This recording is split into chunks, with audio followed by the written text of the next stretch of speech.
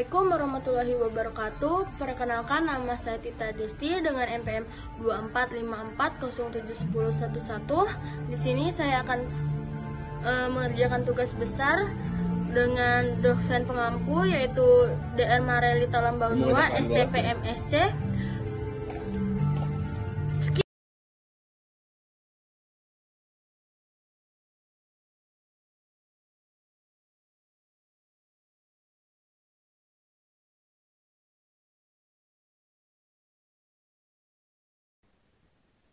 Di sini saya akan mempresentasikan yaitu motor bakar 4 tak dan motor bakar 4 tak bensin dan diesel.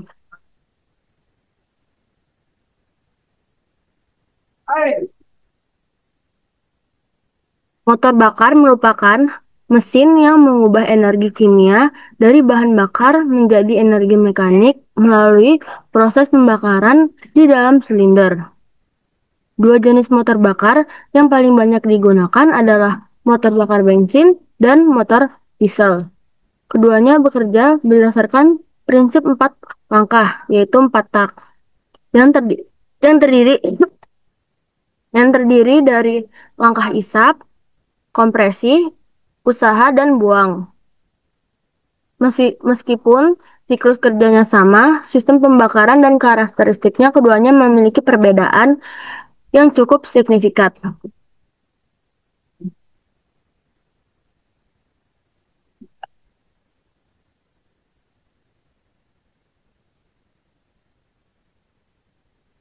Motor bakar 4 tak disebut demikian karena membentuk 4 langkah piston untuk menghasilkan 1 kali tenaga dalam setiap 2 kali putaran poros engkol. Piston menyelesaikan 4 langkah utama yaitu isap, kompresi, usaha, dan buang.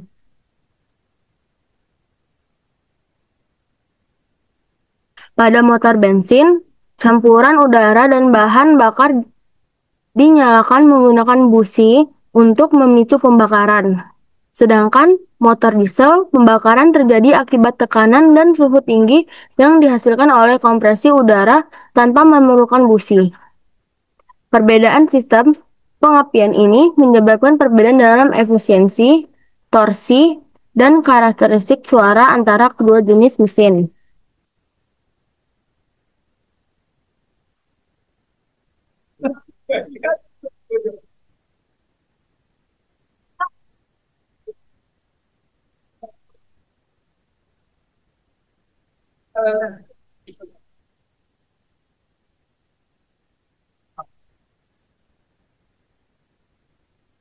Lalu di sini ada langkah kerja motor 4 tak bensin. Yang pertama itu ada isap. Langkah isap, piston bergerak ke bawah, katup masuk terbuka, dan campuran udara serta bensin masuk ke dalam silinder. Lalu yang kedua itu ada langkah kompresi. Piston bergerak ke atas, menekan campuran udara di bensin sehingga suhu meningkat dan siap dibakar. Lalu itu ada yang 3 langkah usaha. Langkah usaha, ketika piston mencapai titik atas, busi memercikan api yang menyalakan campuran tersebut. Terjadi ledakan yang mendorong piston ke bawah dan menghasilkan tenaga mekanik. Lalu yang terakhir itu ada buang.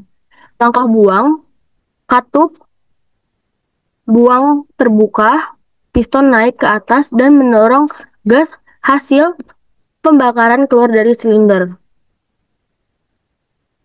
Satu siklus ini kemudian berulang secara terus-menerus dengan kecepatan tinggi, menghasilkan tenaga penuh, tenaga putar yang menggerakkan kendaraan.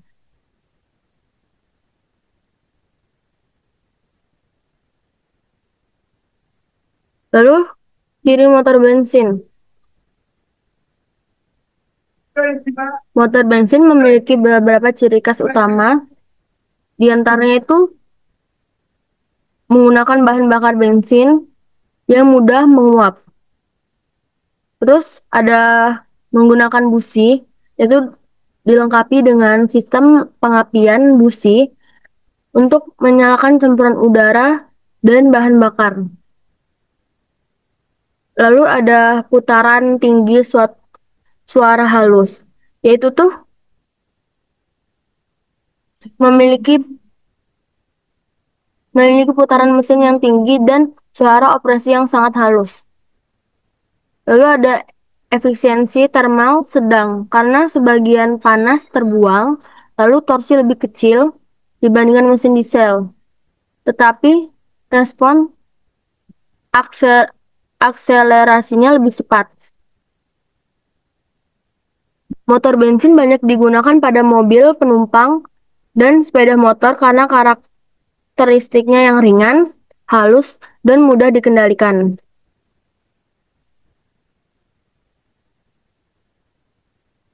Lalu di sini ada contoh perhitungan motor bensin. Efisien teoretis motor bensin dijelaskan dengan siklus Otto dengan rumus yang ada di sini. Di mana diketahui perbandingan kompresi R-nya itu ada 9, lalu indeks instratopik udaranya ada 1,4. Lalu di sini ada rumusnya.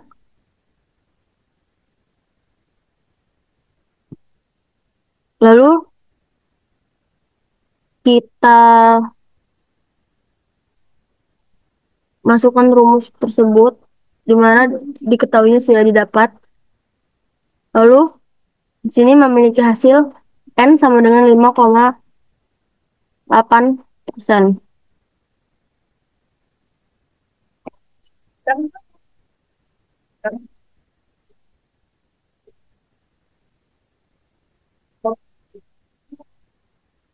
Lalu di sini ada langkah kerja motor 4 tak diesel. Yaitu yang pertama ada langkah isap.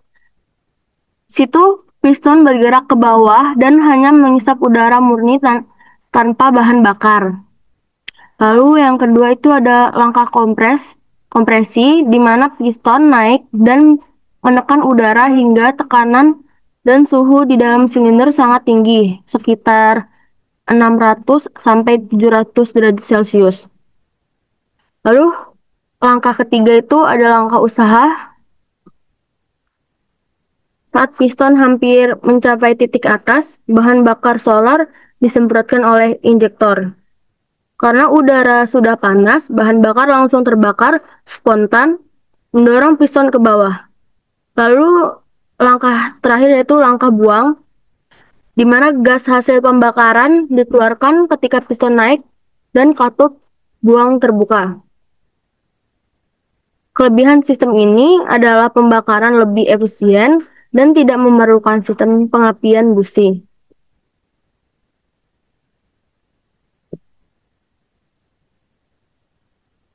Lalu di sini ada ciri motor. Lalu di sini ada ciri motor diesel itu ada bahan bakar solar tanpa busi, memakai injektor, torsi besar, efisien tinggi, suara lebih keras, mesin lebih berat. Bahan bakar solar itu nanti menggunakan bahan bakar solar dengan sistem injeksi tekanan tinggi. Lalu tidak memakai busi, melainkan memanfaatkan panas dari kompresi udara, efisien lebih tinggi dibandingkan bensin karena pembakaran lebih sempurna. Menghasilkan torsi besar dan putaran rendah, cocok untuk beban berat. Suara mesin lebih keras dan getaran lebih kuat karena tekanan pembakaran tinggi. Komponen mesin lebih kuat dan berat karena harus menahan tekanan besar. Mesin ini lebih sering digunakan pada truk, bus, kapal, dan alat berat karena tegangan yang besar dan efisiensi yang baik.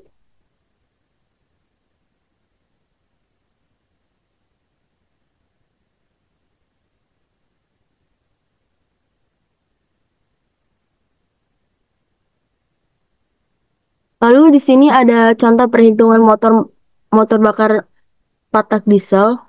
Itu diketahui perbandingan kompresi R-nya itu ada 18, perbandingan cut-off P-nya ada 2, indeksi insentropik udaranya itu ada 1,4. Lalu di sini ada rumus perhitungannya dan cara kerjanya dan mendapatkan hasil 63,1%.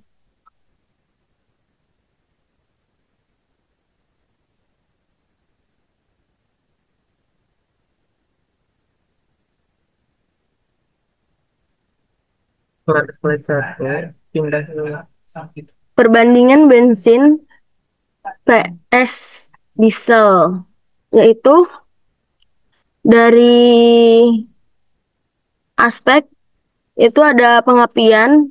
Kalau di bensin itu pakai busi, kalau di diesel pakai kompresi. Lalu efisiensinya itu di bensin sedang 58%, kalau di diesel itu tinggi 63%. Sedangkan torsinya itu kalau di bensin kecil, sedangkan di diesel itu besar. Lalu untuk suara, kalau di bensin halus, kalau di diesel kasar. Lalu aplikasinya itu kalau di bensin mobil ringan, sedangkan di diesel itu truk dan alat berat. Lalu yang terakhir itu ada kesimpulan. Kesimpulan yang kita dapat yaitu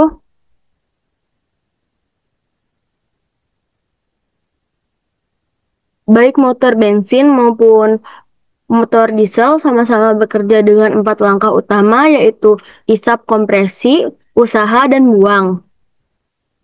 Perbedaan utama terletak pada cara pembakaran, jenis bakar, dan karakteristik tenaga yang dihasilkan. Motor bensin lebih cocok untuk kendaraan ringan yang memerlukan putaran tinggi dan suara halus. Sedangkan motor diesel lebih efisiensi untuk kendaraan berat dengan kebutuhan torsi besar dan konsumsi bahan bakar rendah. Kesimpulannya, pemilihan jenis motor harus disesuaikan dengan kebutuhan fungsional dan efisiensi operasional kendaraan. Sekian presentasi dari materi motor bakar 4 tak bensin dan motor 4 tak diesel.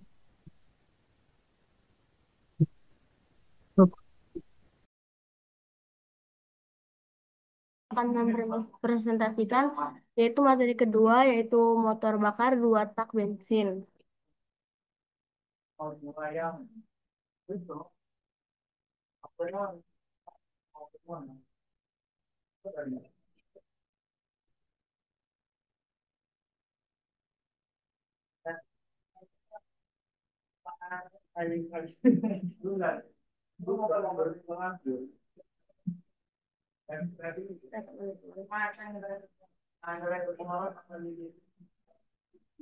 Motor bakar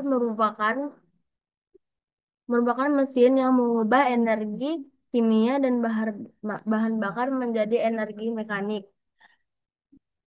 Lalu motor 2 tak termasuk jenis motor pembakaran. Motor 2 tak termasuk jenis motor pembakaran dalam internal atau combustion engine.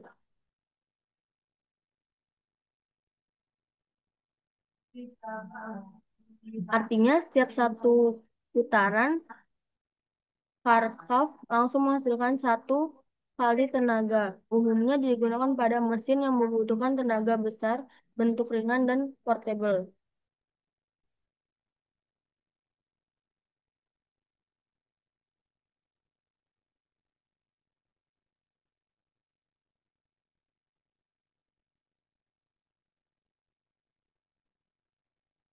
Lalu ada pengertian motor 2 tak bensin. Disebut 2 tak karena satu siklus kerja terjadi dalam 2 langkah piston, yaitu langkah 1, isap dan kompresi. Lalu langkah kedua itu ada usaha dan buang. Menggunakan campuran bensin dan oli sebagai bahan bakar. Proses isap dan buang dilakukan melalui port, bukan katup. Busi menyalakan campuran bahan bakar udara di ruang bakar. Efisiensi rendah, tapi tenaga per volume tinggi.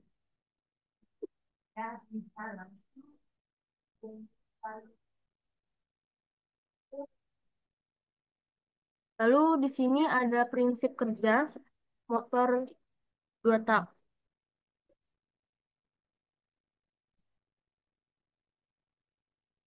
Lalu yang pertama tuh langkah pertama isap dan kompresi. Piston naik, ruang bakar dikompresi, tekanan meningkat. Pada saat yang sama, di ruang engkol terjadi proses isap bahan bakar baru. Lalu yang kedua ada langkah kedua, usaha dan buang. Busi menyala, pembakaran piston terdorong untuk menghasilkan tenaga saat turun. Piston menekan campuran di ruang engkol agar masuk ke ruang bakar melalui transfer port. Sementara gas buang keluar lewat exhaust port. Dua langkah, satu siklus kerja, satu tenaga, setiap satu putaran engkol.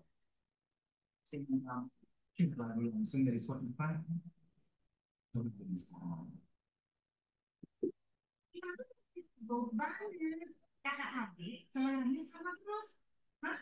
Sama? Enggak kali. Ya, denial. Kita blend aja. Soalnya fitur blend Spotify bisa tahu seberapa cocok suara musik kita nih. Semua lagu tidak akan didik dari sembarangan. Lalu ada komponen utama, yaitu piston dan silinder, mengubah tekanan gas menjadi gerak mekanis. Lalu ada crankshaft atau poros engkol, mengubah gerak naik turun menjadi rotasi. Lalu ada karburator, mencampur bahan bakar dan udara. Lalu ada port atau lubang, port isap, transfer, dan buang. Busi itu memicu pembakaran dengan loncatan bunga api.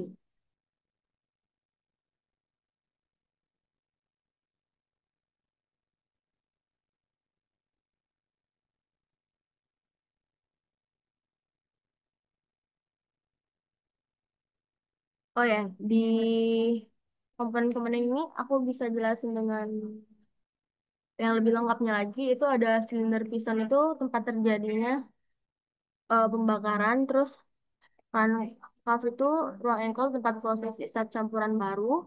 Lalu ada crankshaft itu mengubah gerak naik turun, piston menjadi putaran. Lalu ada port, pintal, transfer, exhaust, jalur keluar masuk gas.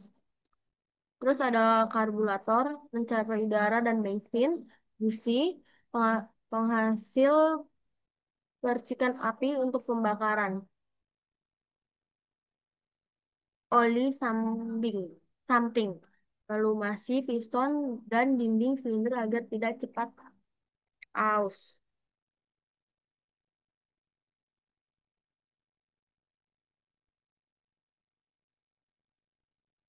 Itu di sini ada ciri dan karakteristik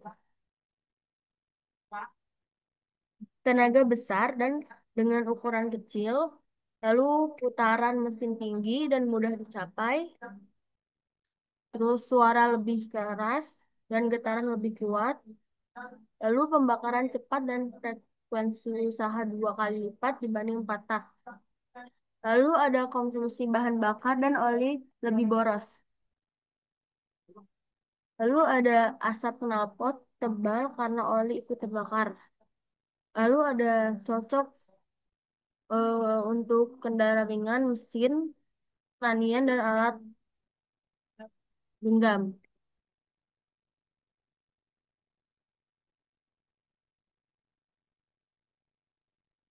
Lalu di situ ada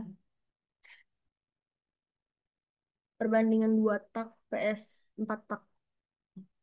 Ini di sini ada aspek. Yang pertama itu siklus kerja.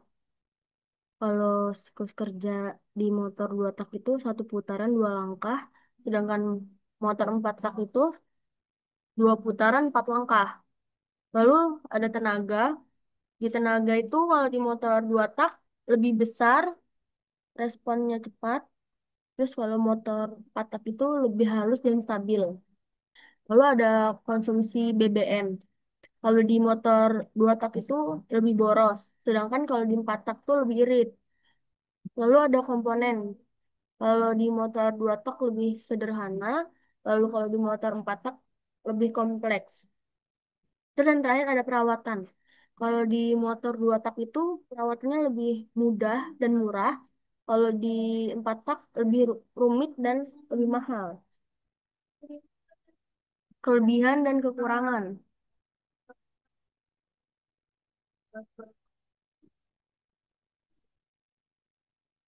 Nah, kalau kelebihannya itu tenaga besar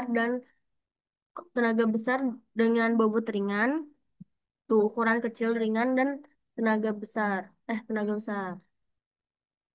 Terus ada komponennya tuh sederhana, mudah dirawat, biaya pembuatan murah, terus cocok untuk kecepatan tinggi dan akselerasi.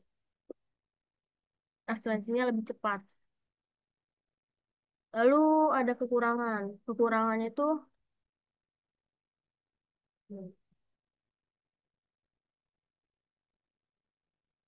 kekurangannya itu ada konsumsi bahan bakar dan oli lebih boros, lalu emisi gas buang tinggi, terus umur mesin lebih pendek, terus yang terakhir kurang efisiensi untuk kendaraan modern.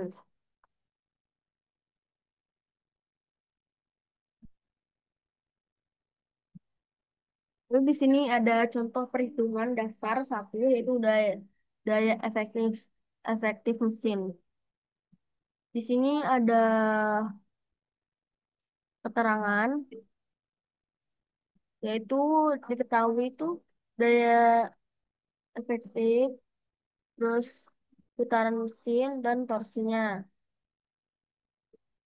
Jika T sama dengan 6 nm dan N 400 npm, maka nah, di sini juga ada contohnya nih.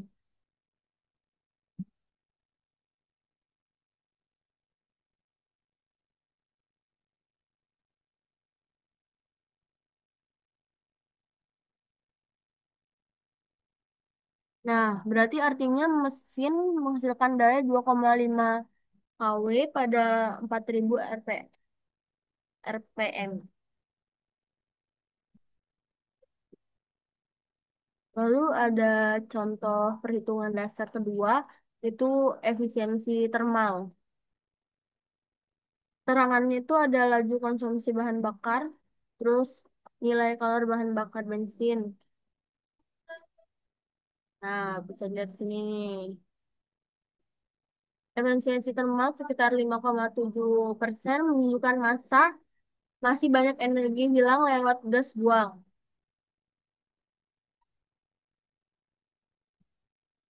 Lalu di sini ada efisiensi dan emisi. Efisiensi pembakaran rendah karena sebagian campuran ikut ikut keluar bersama gas buang. Lalu gas buang mengandung COHC dan partikel oli terbakar. Lalu perkembangan modern, sistem direct fuel, particle injection, dan catalytic converter untuk menurunkan emisi. Yang terakhir ada motor 2 tak injeksi kini mulai kembali digunakan di sektor kelautan dan drone karena efisiensi dan ringan.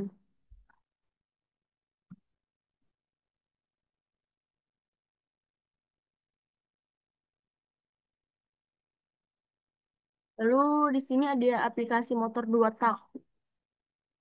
Aplikasi motor 2 tak itu seperti sepeda motor klasik, Yamaha, RX King, Suzuki, RGR. Terus ada mesin potong rumput dan gergaji, yaitu chain, chainsaw, tahu tempel.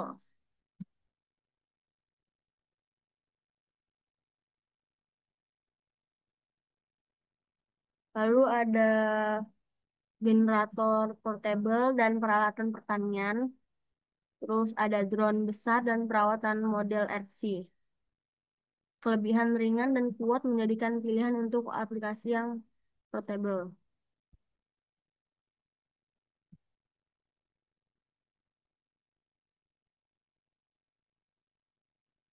Lalu di sini ada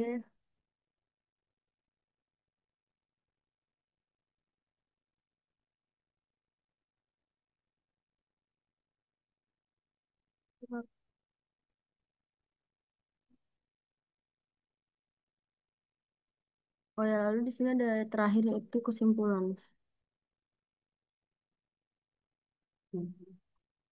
Kesimpulannya itu motor dua tak menghasilkan tenaga besar siap satu putaran engkol. Terus kelebihannya itu ringan, sederhana, dan bertenaga tinggi. Kekurangan boros dan berasap karena oli ikut terbakar. Lalu ada daya dan efisiensi itu bisa dihitung dari rumus sederhana untuk memahami performanya. Lalu yang terakhir, teknologi modern seperti injeksi langsung dan all distances membuat motor dua tak semakin efisien dan ramah lingkungan.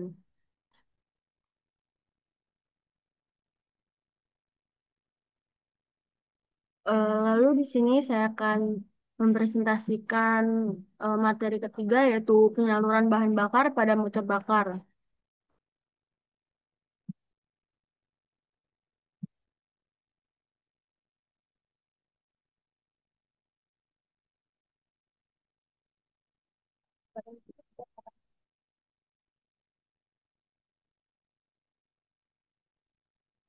Itu di sini ada pengantar yaitu sistem penyaluran bakar.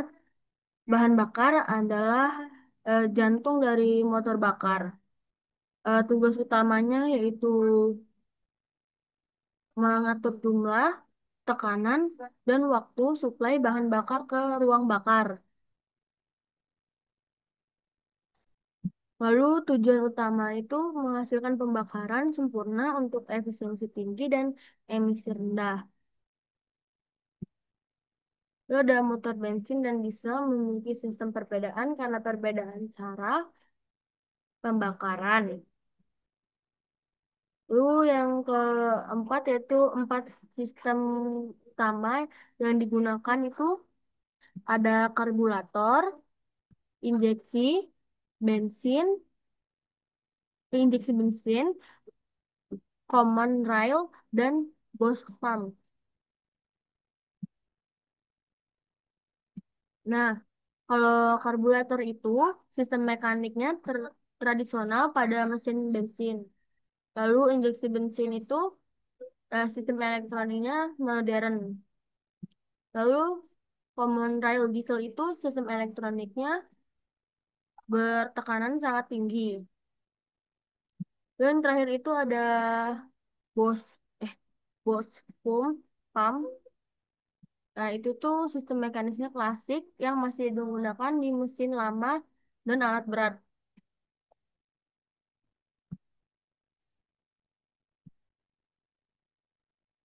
Lalu di sini ada sistem bensin karburator.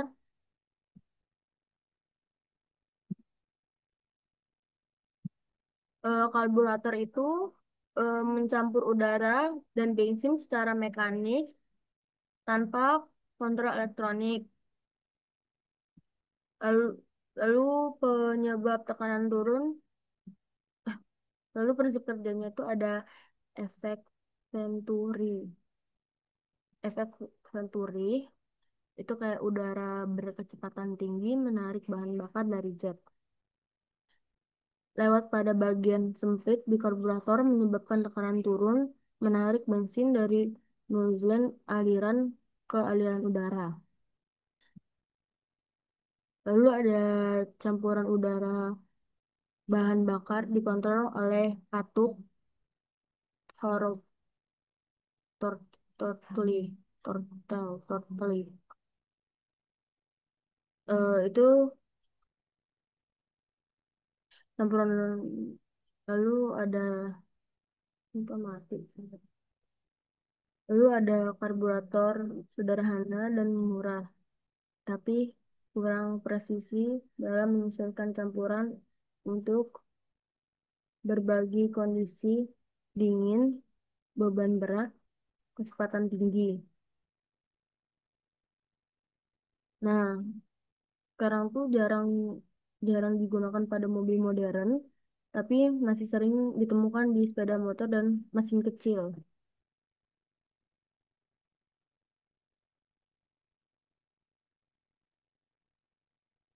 Lalu di sini ada komponen karburator, itu ada venturi, main jet, throttle, throttle valve, float chamber, net, netley jet. Nah, kalau venturi itu bagian penyempit untuk meningkatkan kecepatan udara dan menurunkan tekanan. Terus kalau main jet itu saluran utama tempat bensin keluar menuju aliran udara. Terus ada throttle valve, itu katup gas yang menentukan volume campuran udara bahan bakar yang masuk ke silinder. Terus ada netley jet tuh jarum pengatur yang mengontrol aliran bensin sesuai kebutuhan mesin. Semua komponen ini bekerja sinkron agar rasio udara-udara bahan bakar tetap ideal.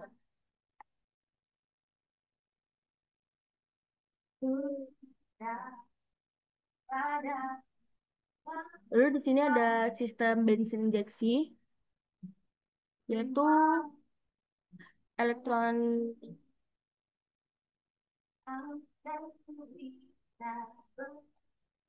injeksi elektronik EFI. Itu menggantikan karburator dengan sistem yang lebih presisi dan responsif. Terus ada diatur oleh ECU, ECA, ECU, Electronic Control Unit.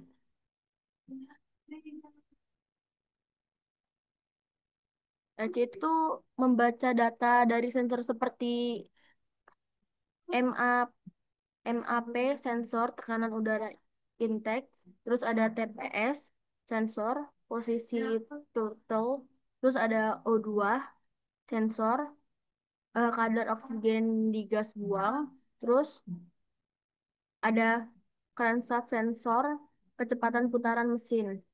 Ini. Lalu ada hasilnya adalah pencampuran pencampuran optimal optimal di setiap kondisi operasi dingin, ideal, idle, beban berat atau kecepatan tinggi. Lalu kelebihan utamanya itu efisiensi bahan bakar meningkat, lalu akselerasinya halus, dan emisinya lebih rendah.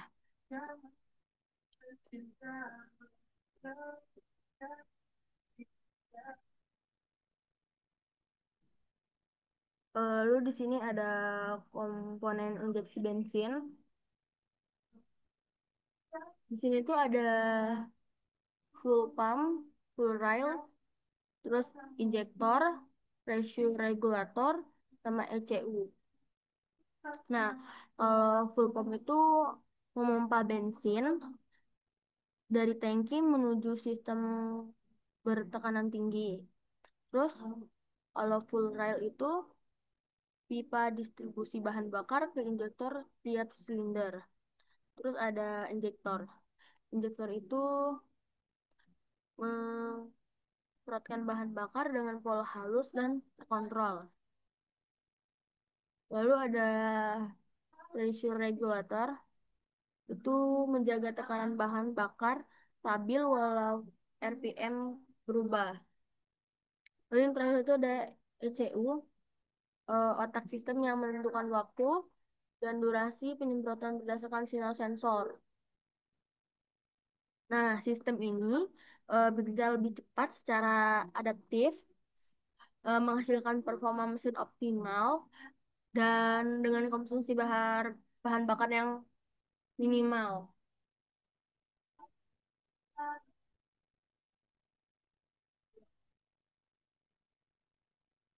Terus di sini ada sistem diesel common rail, itu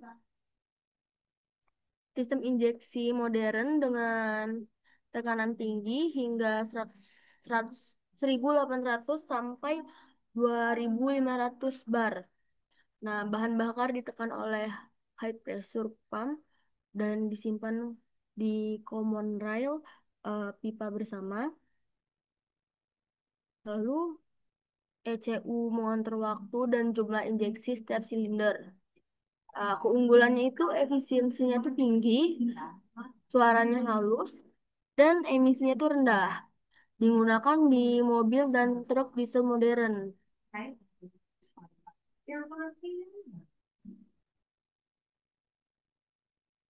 Di sini ada komponennya, komponen common rail.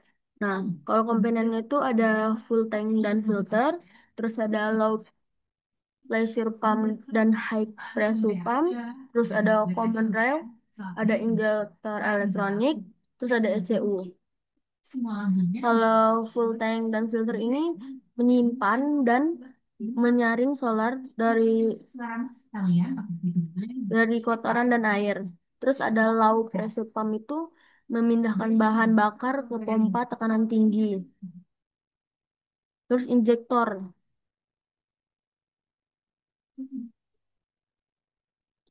common pipa, injektor. Nah, injektor tuh mengatur pembukaan dan penyemprotan bahan bakar berdasarkan perintah ECU. Lalu yang terakhir itu ada ECU, sistem kendali yang mengoptimalkan performa mesin sesuai beban dan kondisi jalan.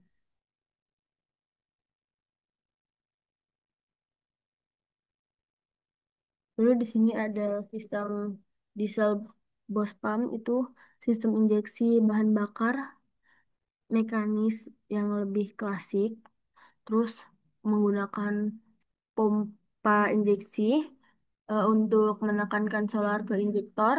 Terus tiap silinder itu memilih saluran dari pompa ke injektor. Lalu tekanan sekitar 200 hingga 800 bar. Lalu mesin banyak digunakan pada traktor dan mesin diesel lama.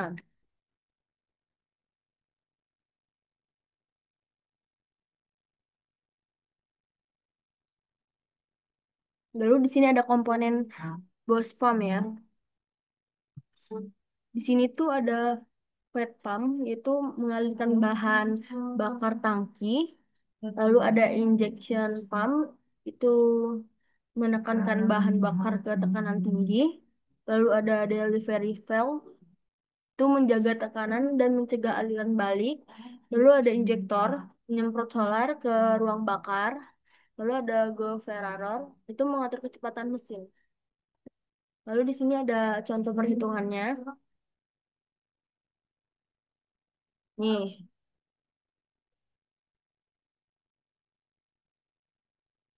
sini dapat diketahui nih,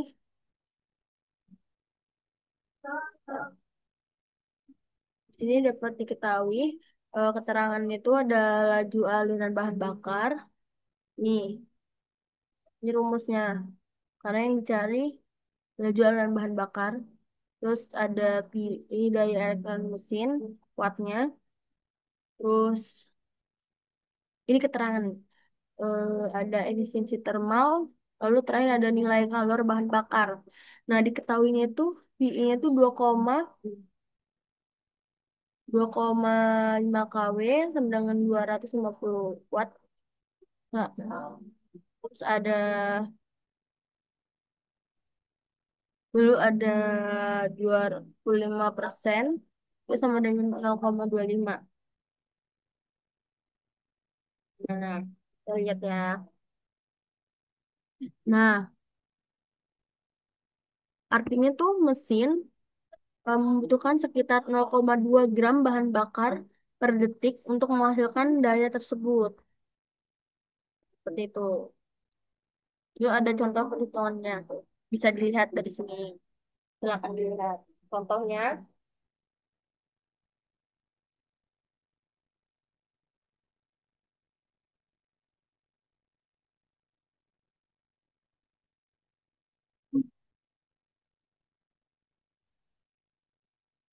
sekarang itu ada perbandingan sistem. Yaitu ada sistem, tipe, kontrol, tekanan, efisiensi, dan emisi. Kalau karburator itu tipenya pakai bensin, terus kontrolnya tuh mekanis. Tekanannya rendah, efisiensinya rendah, emisinya tinggi. Sedangkan injeksi bensin itu tipenya bensin, kontrolnya elektronik, terus tekanannya sedang, dan efisiensinya tuh tinggi. Emisinya rendah. Lalu ada bos pump, itu tipenya diesel, kontrolnya mekanis, tekanannya sedang, efisiensinya sedang, emisinya tuh sedang. Dan yang terakhir itu ada common rail, itu tipenya diesel, kontrolnya elektronik, tekanannya tuh sangat tinggi, terus efisiensinya tuh lebih tinggi. Tinggi. Emisinya rendah.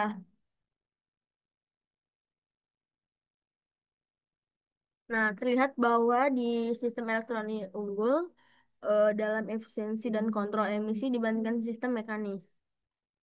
Lalu ada yang terakhir itu ada kesimpulan sistem penyaluran bahan bakar sangat menentukan kinerja, efisiensi, dan emisi mesin. Nah, perkembangan bergerak dari mekanis ke elektronik. Sistem modern seperti common rail menghadirkan tekanan tinggi, atomisasi, halus, dan kontrol presisi. Nah, pemahaman sistem penting bagi mahasiswa teknik mesin dan pertanian. Memahami prinsip kerja dan karakter tiap sistem untuk diagonis, perawatan, dan inovasi teknologi motor bakar masa depan. Nah, itu dia presentasi saya tentang apa ya?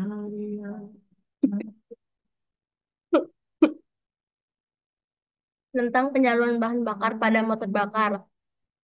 Kurang lebihnya eh, atau ada pengucapan yang salah, saya maaf, saya akhiri.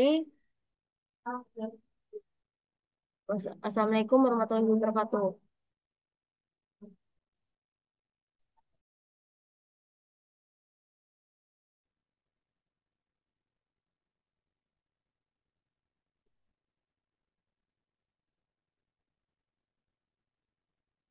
Eh, Baik, di sini izin memperkenalkan diri, nama saya Rita Desti dengan NPM 2454071011. Di sini saya akan melanjutkan presentasi saya dengan judul Sistem Pelumasan dan Sistem Pendinginan pada Motor Bakar. Di pembahasan ini, peran penting pelumasan dan pendinginan dalam menjaga kinerja mesin itu prinsip kerja tiap sistem, komponen utama, jenis-jenisnya hingga contoh perhitungan.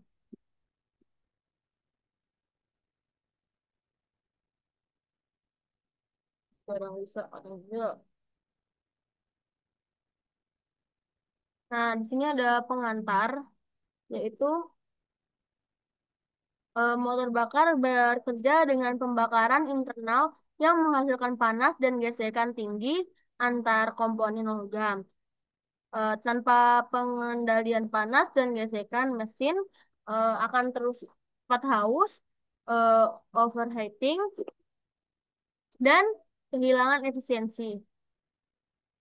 Nah, oleh karena itu, eh, dua sistem vital digunakan itu ada yang satu ada sistem pelumasan, itu menurunkan gesekan dari keausan. Lalu yang kedua itu ada sistem pendinginan. Nah, itu mengatur suhu agar mesin tetap optimal. Nah,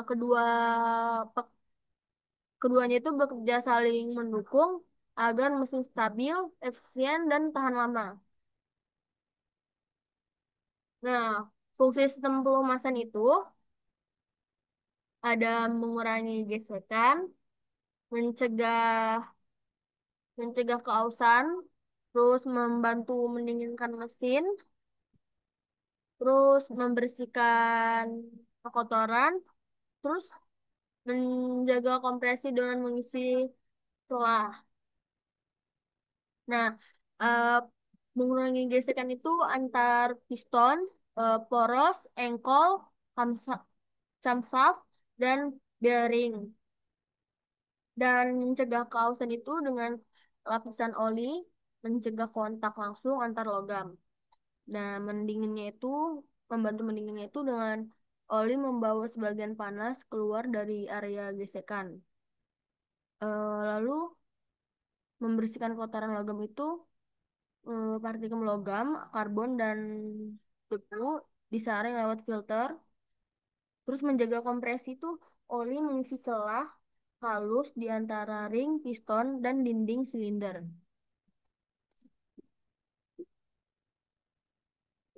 Lalu ada jenis sistem pelumasan.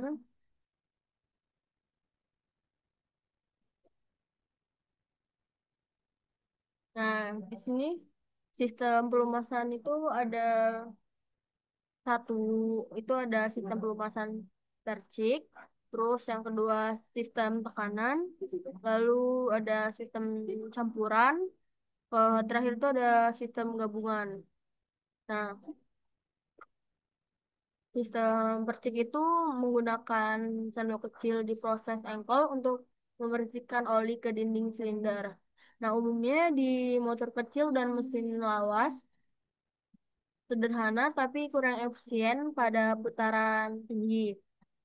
Lalu sistem tekanan itu pompa oli mengalirkan oli bertekanan tinggi ke saluran bagian mesin. Cocok untuk kendaraan modern dan mesin berdaya besar. Nah, dilengkapi katup pengatur tekanan agar aliran oli stabil. Nih, dilengkapi katup pengatur agar oli. Ya. Lalu yang ketiga itu ada sistem campuran. Nah, oli dicampur langsung ke bahan bakar, lalu campuran terbakar bersama bahan bakar menghasilkan asap putih. Nah, kelemahannya itu konsumsi oli lebih boros, emisinya tinggi. Nah, yang terakhir itu sistem gabungan. Nah, kombinasi tekanan dan percikan, oli disemprotkan ke bagian utama, lalu sebagian dipercikan ke arah lain. Digunakan di mobil modern dan mesin besar karena efisiensinya tinggi.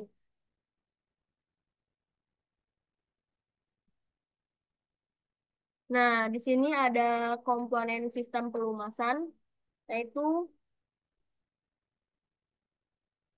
ada oli pan, oli pump, terus oli filter, oli galeri. Nah, oli pan itu tempatnya penyimpanan oli di dasar mesin. Lalu oli pump itu memompa oli dari bak ke sistem pelumasan. Terus oli filter itu menyaring kotoran dan serpihan logam agar tidak berikulasi. Terus yang terakhir itu ada oli galeri. Terus masih ada oli ini gauge. Nah, kalau oli galeri itu jalur khusus yang menyalurkan oli ke setiap komponen mesin. Terus kalau laser gauge itu indikatornya tekanan oli di dashboard kendaraan. Lalu jalur ada jalur pelumasan mesin. Nah, jalur pelumasan mesin itu ada oli disedot dari bak oli oleh pompa, terus melewati filter oli untuk dibersihkan. Terus yang ketiga disalurkan ke bantalan poros engkol, camshaft, dan di dinding silinder. Terus yang keempat itu oli kembali ke bak oli setelah melumasi seluruh bagian. Nah, dulu di sini ada contoh perhitungan dasar satu, itu tekanan pompa oli. Keterangannya itu tekanan oli, terus ada S gaya pompa, A wios menampang. Diketahui F itu 200 N.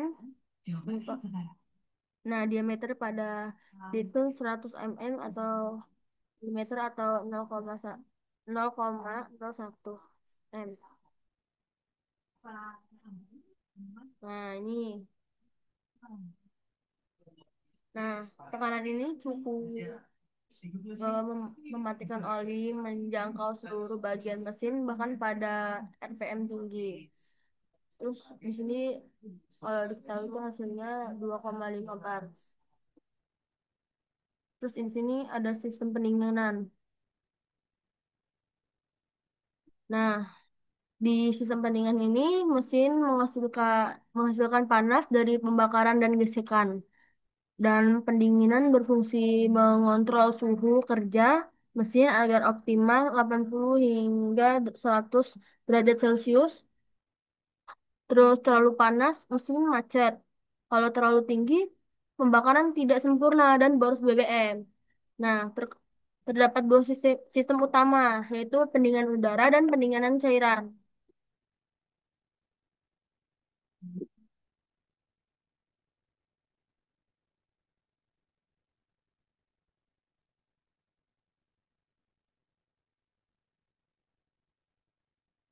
Nah, di sini ada sistem pendinginan udara.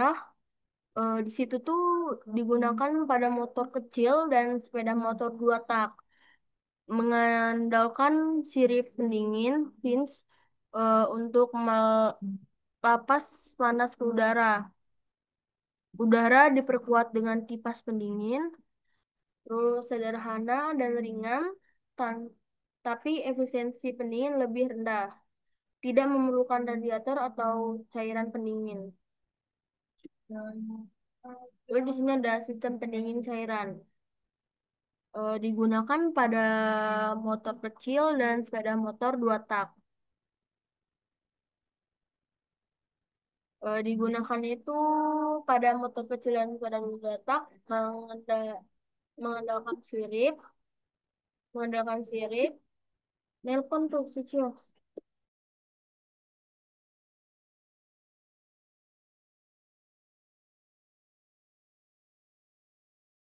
Oke, nah di sini ada sistem pendinginan cairan. Digunakan pada motor kecil dan sepeda motor 2 tak. Di sini mengandalkan sirip pendingin vis untuk melepas panas udara, lalu udara diperkuat dengan kipas pendingin, sederhana dan ringan.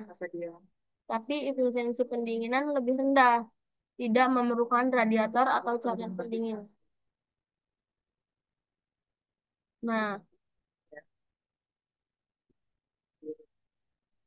Nah, di sini ada komponen sistem pendingin.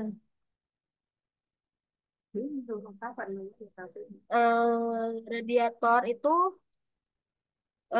ada di sini di komponen sistem pendingin itu ada radiator, pompa air, eh, termostat, kipas pendingin, dan reservoir res- reservoir tank. Nah, radiator ini inti pelepasan panas dari cairan pendingin. Lalu pompa air itu menjaga siklus Polen tetap lancar. Lalu ada termostat itu membuka atau menutup aliran sesuai suhu mesin. Lalu ada kipas pendingin atau fan. Nah, itu mempercepat pelepasan panas di radiator. Lalu ada reservoir tank itu tepatnya cadangan kolen dan menampung kelebihan cairan. Nah, di sini ada contoh perhitungannya. Kalau di contoh perhitungannya itu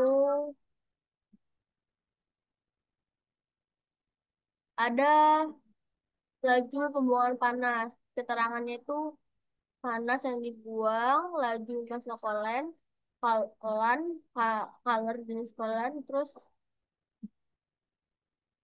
beda suhu masuk ke keluar.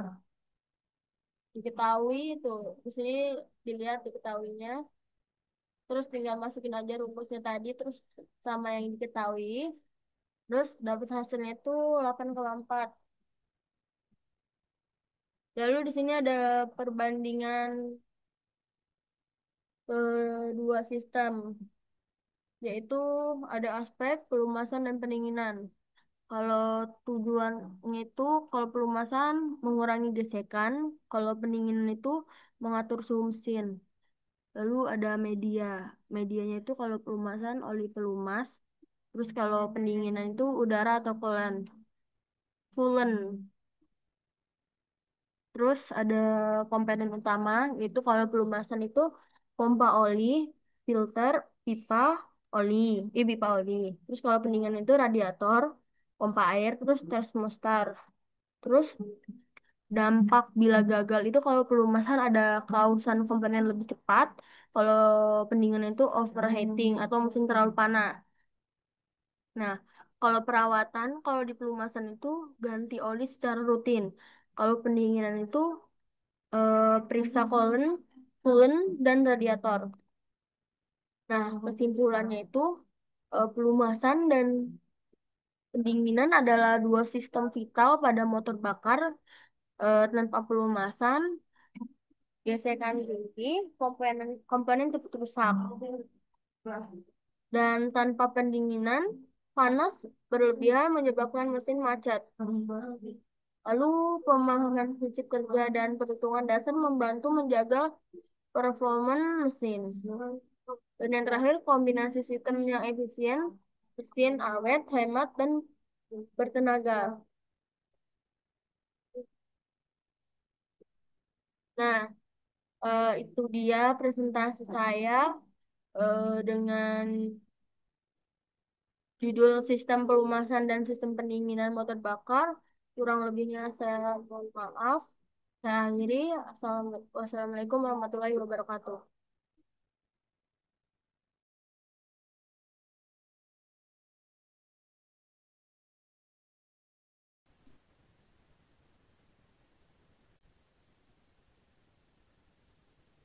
Assalamualaikum warahmatullahi wabarakatuh. Perkenalkan nama saya Tita Desti dengan NPM 2454071011. Di sini saya akan melanjutkan presentasi saya dengan materi yang kelima, yaitu sistem kelistrikan pada motor bakar.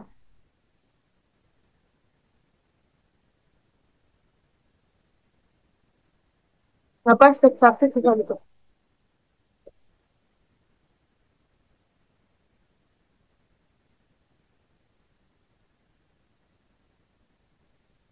Eh, Sistem kelistrikan pada motor bakar adalah rangkaian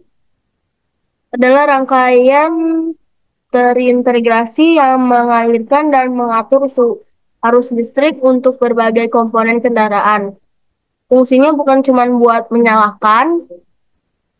bukan hanya untuk menyalakan mesin, tapi juga untuk menghidupkan semua sistem pendukung seperti lampu, mengisi baterai, dan memicu pengapian. Sistem ini terdiri dari sumber daya utama yaitu baterai, terus sistem pengisian alternator, terus sistem pengapian dan sistem starter. Tanpa sistem kelistrikan yang stabil, mesin nggak nggak nggak akan bisa hidup dan seluruh sistem kendaraan bisa gagal berfungsi. Karena itu, sistem kelistrikan disebut sebagai jantung energi kendaraan. Kecil tapi vital.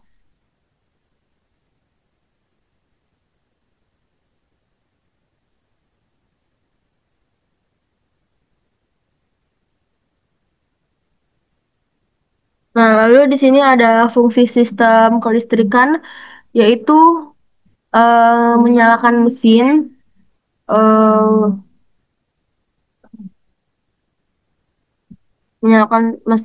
penyediaan sumber listrik, baterai gitu. Terus ada sistem pengisian eh, agar baterai tidak habis.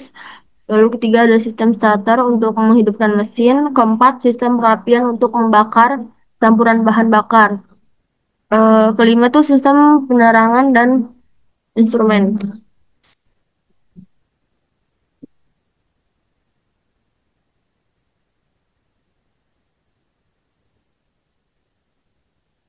Nah, di sini ada komponen utama sistem kelistrikan, yaitu ada aki atau baterai, terus ada alternator, terus ada regulator, ada saklar dan kabel dan sekring.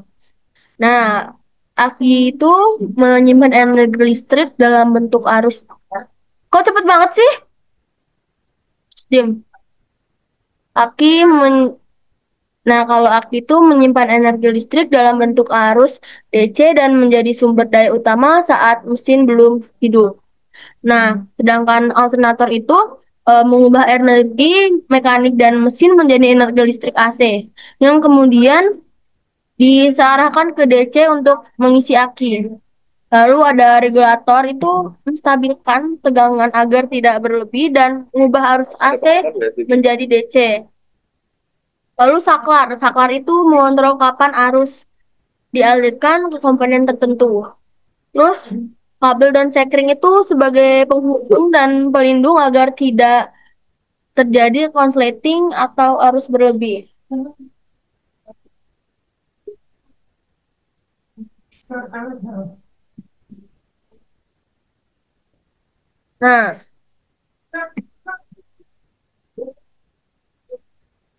Nah, di sini ada sistem pengapian nih. Nah, kalau sistem pengapian itu berfungsi untuk mengubah arus listrik menjadi bunga api. Listrik di busi akan campuran bahan bakar dan udara. Lalu eh, tanpa pengapian yang tepat, mesin bisa sulit hidup, tenaga turun dan atau boros bahan bakar. Nah, Eh, di sini ada jenis sistem pengapian modern dibedakan menjadi tiga. Itu ada konvensional, transistor, dan elektronik. Electronic ignition,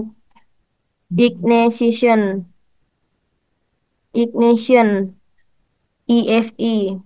Nah, kalau konvensional itu masih menggunakan kontak mekanik kayak terus kalau transistor itu mengandalkan transistor untuk waktu penyampaian yang lebih akurat. Terus kalau IF ini diatur komputer agar pembakaran efisien. Iya. Terus ada komponen sistem pengapian, itu ada baterai, koil pengapian, distributor, busi. Nah, kalau baterai itu menyediakan arus awal untuk pengapian dan koin pengapian itu mengubah arus rendah yang menjadi tegangan tinggi hingga 20.000 sampai 4.000 20.000 sampai 40.000 volt. Nah, distributor itu mengatur kapan dan ke silinderan mana harus dikirim. Busi. Lalu busi itu menghasilkan percikan api di ruang bakar. Pengapian tidak stabil itu bisa menyebabkan misfire atau pembakaran tidak sempurna.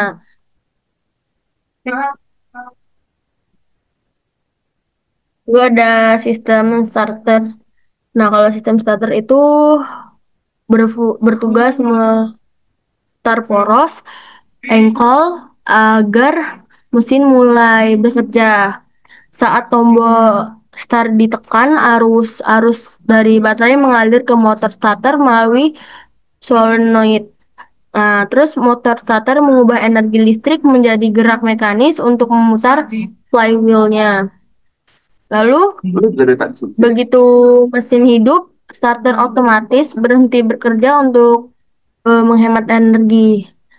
Terus, jenis starter bisa berubah manual kick starter. Nah, itu kayak sepeda motor lama atau electric starter modern. Nah, terus di sini ada sistem pengisian. Nah, sistem pengisian itu tugas utamanya itu mengisi ulang baterai selama mesin bekerja. Terus alternator menghasilkan arus listrik dari putaran mesin menghasilkan arus listrik dari putaran mesin menggunakan prinsip induksi elektronik. Terus arus AC itu dari alternator kemudian disearahkan menjadi DC oleh receiver rectifier. Terus terus ada voltage regulator memastikan tegangan tetap konstan sekitar 13,5 sampai 14,5 volt. Terus tanpa sistem pengisian baterai akan cepat habis terutama jika pada komponen elektronik aktif.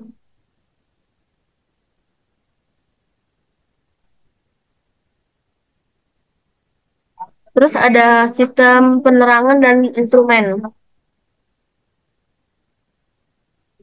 Nah, di sistem penerangan dan instrumen ini terdapat 4 penjelasan, yaitu mengatur penerangan kendaraan seperti lampu depan, sein, rem, sen, rem, indikator, dan dashboard. Terus menggunakan relay dan saklar untuk keamanan.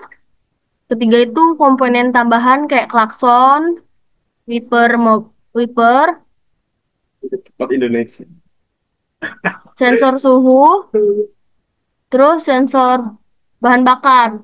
Terus yang terakhir itu ada semua terhubung dalam rangkaian kelistrikan 12 volt DC atau 24 V DC. Kayak yang 12 V DC itu untuk motor atau 24 volt DC itu untuk truk. Nah, kalau contoh perhitungannya itu,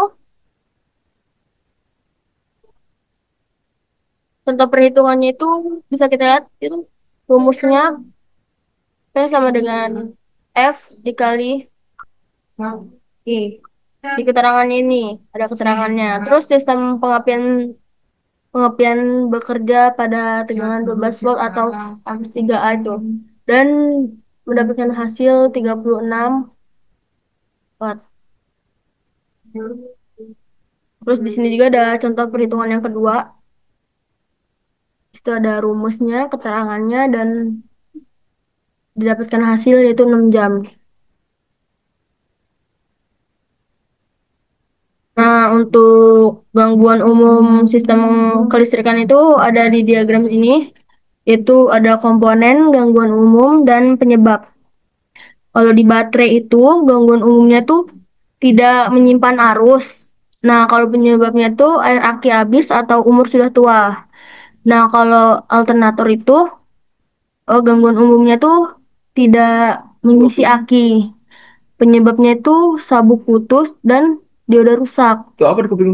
Nah, starter itu mesin tidak hidup. Penyebabnya solenoid rusak atau arus kecil. Nah, kalau bus itu gangguan umumnya tidak ada percikan api dan penyebabnya elektroda elektroda kotor atau rusak.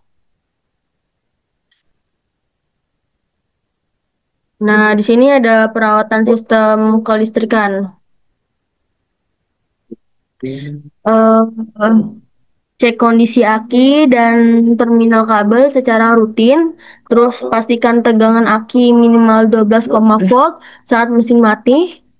Lalu bersihkan elektroda busi setiap 5.000 kilometer. Terus periksa sekring dan relay secara berkala. Hindari konsleting dengan memastikan kabel isolasinya utuh. Nah, yang terakhir itu ada kesimpulan. Nah, kesimpulannya itu sistem kelistrikan motor bakar berperan penting dalam pengapian, starter, pengisian, dan penerangan. Komponen saling terhubung melalui sistem DC yang stabil, biasanya 12 volt. Perhitungan daya dan kepastian baterai membentuk menganalisis kebutuhan energi. Perawatan rutin sangat penting untuk mencegah kerusakan. Mencegah pemahaman sistem ini mendukung performa mesin dan keselamatan berkendara. Nah, itu dia presentasi saya. dengan judul Sistem Kelistrikan pada Motor Bakar. Sistem pada motor bakar kurang lebihnya saya mohon maaf. Saya akhiri. Assalamualaikum warahmatullahi wabarakatuh. Yuk, satu lagi yuk.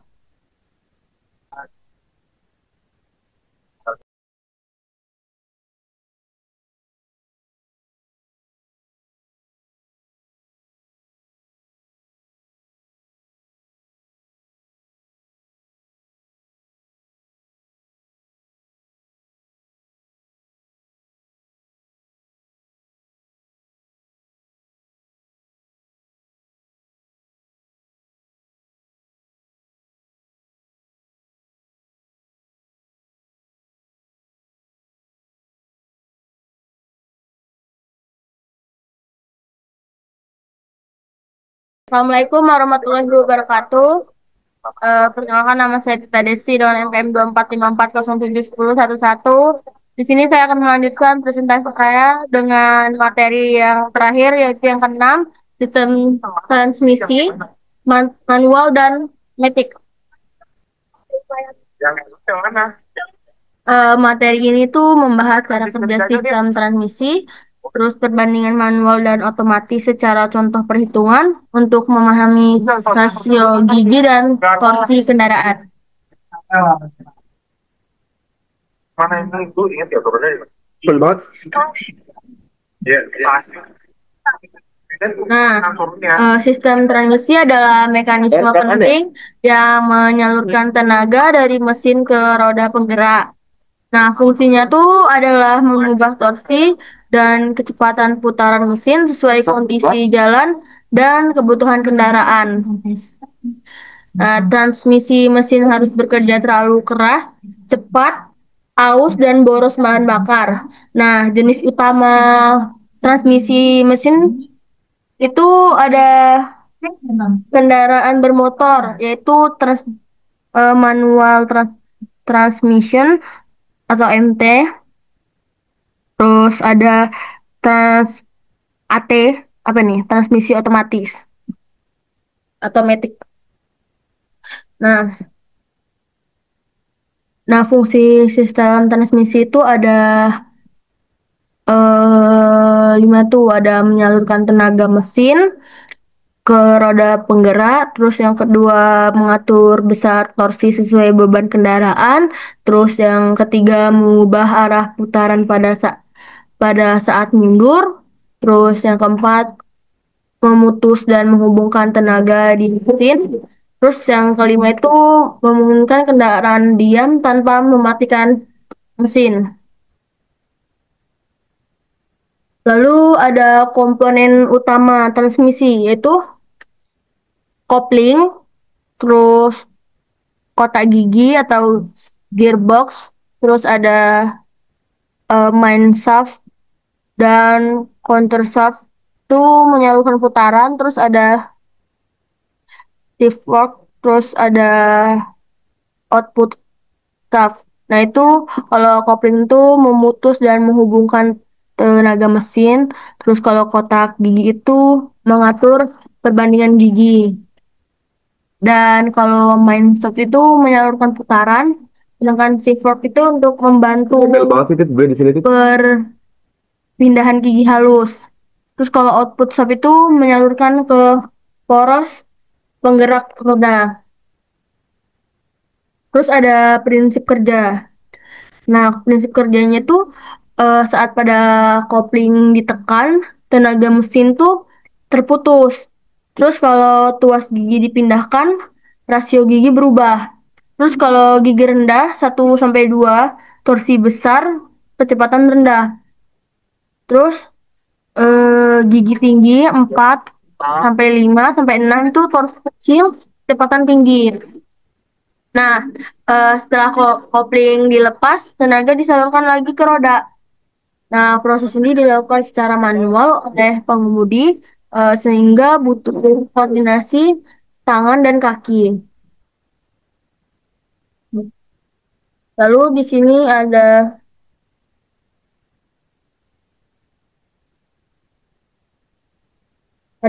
komponen transmisi manual.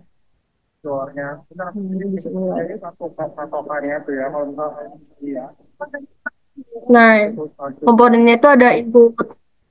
Satu itu menerima tenaga dari kopling. Terus kalau counter grid itu mengubah rasio. Terus sensorizer itu menyamarkan kecepatan antar gigi. Terus shift lever itu menggerakkan tuas gigi. Terus yang terakhir ada reverse gear itu mengubah arah putaran roda mundur.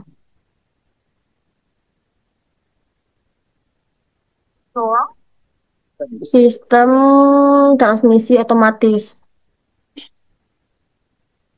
Nah, di sistem transmisi otomatis itu tidak memerlukan perpindahan gigi manual, terus menggunakan torque converter dan planetary grid sheet untuk mengganti gigi otomatis. Lalu sistem terkontrol oleh tekanan oli hidrolik dan modul elektronik TCM. Terus keunggulannya perpindahan gigi halus, mudah dikendarai, cocok untuk lalu lintas padat.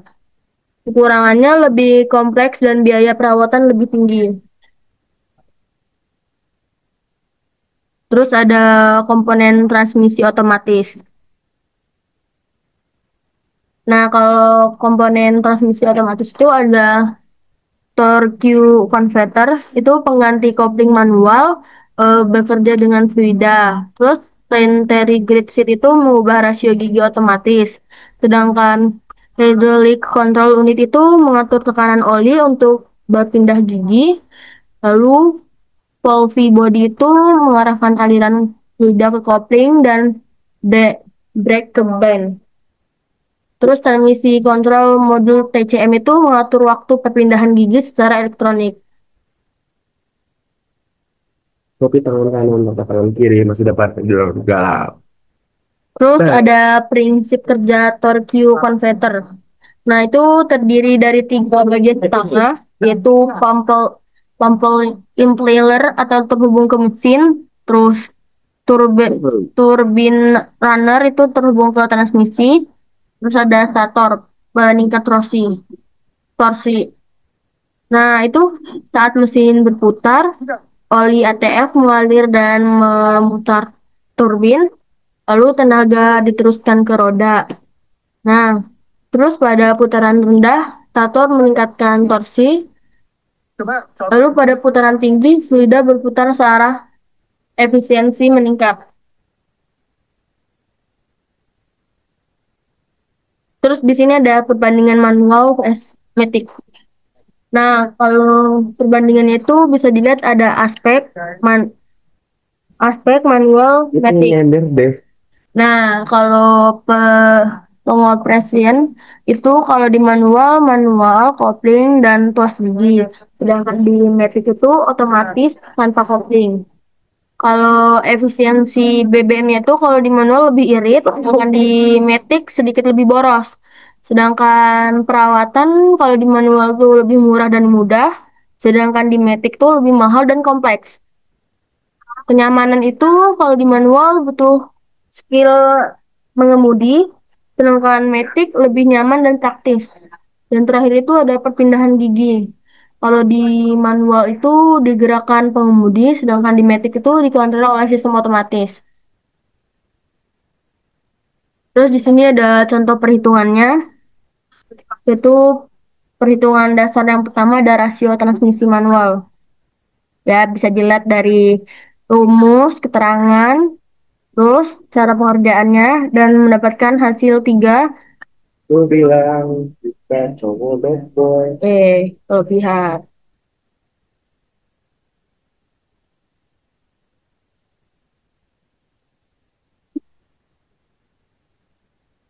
Lalu ada contoh perhitungan dasar kedua yaitu torsi keluaran. Itu udah ada keterangannya, diketahui dan rumusnya. Lalu tinggal dimasukkan saja semua dan menghasilkan 216 Nm. Lalu di sini ada sistem transmisi pada kendaraan modern.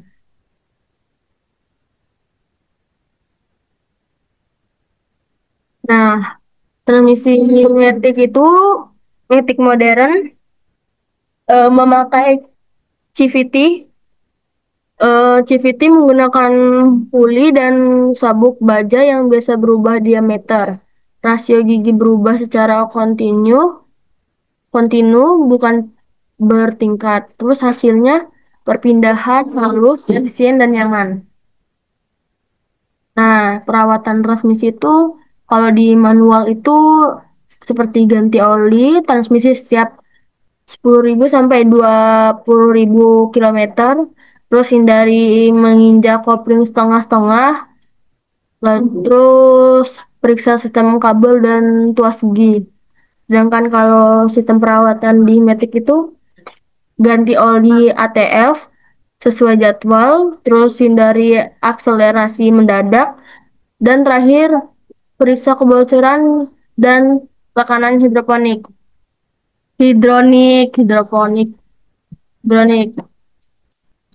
Lalu terakhir itu ada kesimpulan. Nah, kesimpulannya itu transmisi adalah pengatur hubungan antara tenaga mesin dan kecepatan roda. Manual memberikan kontrol penuh dan efisiensi, sedangkan matic memberikan kenyamanan dan kemudahan. Rasio gigi dan torsi sangat menentukan performa kendaraan. Terus teknologi transmisi terus berkembang menuju sistem otomatis, efisien, dan ramah lingkungan. Dan yang terakhir itu pemahaman sistem ini penting bagi mahasiswa teknik untuk menganalisis performa mesin kendaraan. Nah, itu dia presentasi saya materi tentang sistem sistem transmisi, manual dan matic. Kurang lebihnya saya mohon maaf. Saya akhiri. Wassalamualaikum warahmatullahi wabarakatuh.